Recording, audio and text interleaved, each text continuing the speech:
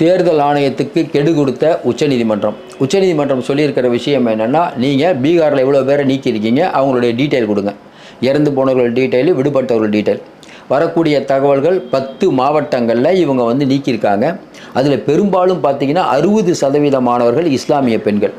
அதுவும் குறிப்பாக பார்த்தீங்கன்னா 68%, 30%, 15% இங்கெல்லாம் எங்கெங்கெல்லாம் முஸ்லீம் பாப்புலாரிட்டி இருக்குதோ அங்கெல்லாம் நீக்கியிருக்காங்க. கோபால்கஞ்ச் ஆகட்டும், பூர்ணியா ஆகட்டும், கிஷன்கஞ்ச் ஆகட்டும், மதுபானி ஆகட்டும், பகல்பூர் ஆகட்டும், சகார்கா ஆகட்டும், இங்கே தான் இவர்கள் அதிகமாக நீக்கியிருக்கிறார்கள். இது பெரிய விவாத பொருளாச்சு. இன்னொரு பக்கம் பார்த்தீங்கன்னா மேற்கு வங்காளத்தில் 2 டிஸ்ட்ரிக்டில் ஒரு 5 அதிகாரிகளை தூக்கியிருக்காங்க. ஏன் தூக்குனாங்க அப்படின்னா, மம்தாவுக்கு ஆதரவாக அவங்க வேலை பார்த்தாங்கன்னு. அவங்கள கேட்டால் இல்லைங்க, இஸ்லாமியர்களையும் தலித்துகளையும் இவங்க நீக்க சொன்னாங்க, நாங்கள் நீக்காமல் அப்படியே போட்டோம், அதனால் எங்கள் மேலே காழ்ப்புணர்ச்சியில் தேர்தல் ஆணையம் நடவடிக்கை எடுத்துருச்சுங்குது. இந்தியாவிலே தேர்தல் ஆணையம் ஒரு ஸ்டேட்டில் 5 அதிகாரிகளை தூக்குவது இதுதான் முதல் தடவை.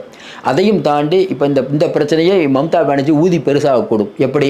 இந்த 5 அதிகாரிகளுக்கு பின்புலத்திலிருந்து உச்சநீதிமன்றத்தில் தேர்தல் ஆணையத்தின் மீது வழக்கு தொடரலாம். ஒன்று இல்லை, அங்கே இருக்கக்கூடிய லோக்கலில் இருக்கக்கூடிய அதிகாரிகள்லாம் ஒன்று சேர்ந்து அதிகாரிகளை பழி வாங்குகிறார்கள், ஸ்டேட் கவர்மெண்ட்டை பழி வாங்குறாங்கன்னு போராட்டம் நடத்தலாம். 2.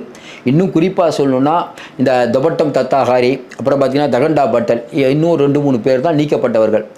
தொடர்ந்து மேற்கு வங்காளத்தில் இருக்கக்கூடிய மம்தா அரசு இன்றைக்கி தேர்தல் ஆணையத்தை மீறி செயல்படுகிறது அப்படின்னு இவங்க சொல்லும்போது, அதாவது வாக்காளர்களை நிறைய பேர் சேர்க்குறாங்கன்னு சொல்கிறாங்க. ஏன்னா கவர்மெண்ட்டு மம்தாது.